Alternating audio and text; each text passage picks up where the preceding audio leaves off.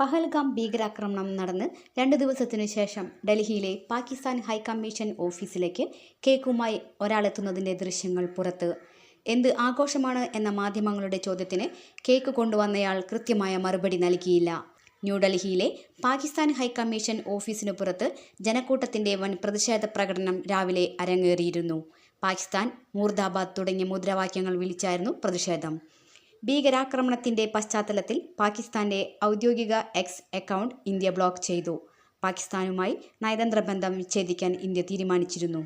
വാഗ അഡാരി അതിർത്തി അടച്ചു. പാകിസ്ഥാനുമായുള്ള സിന്ധു നദീജല കരാർ അവസാനിപ്പിക്കുകയും പാകിസ്ഥാൻ പൗരന്മാർക്ക് വിസ നൽകുന്നത് നിർത്തിവെക്കുകയും ചെയ്തിട്ടുണ്ട്. പാക് പ്രതിരോധ ഉദ്യോഗസ്ഥരെ പുറത്താക്കി. പാക് നയതന്ത്ര ഉദ്യോഗസ്ഥർ ഒരാഴ്ചയ്ക്കകം രാജ്യം വിടണമെന്ന് നിർദ്ദേശം നൽകുകയും ചെയ്തിട്ടുണ്ട്.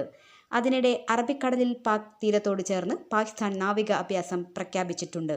കറാച്ചിയിൽ ഭൂതല മിസൈൽ പരീക്ഷണത്തിന് പാകിസ്ഥാൻ ഒരുങ്ങുന്നതായും റിപ്പോർട്ടുണ്ട്.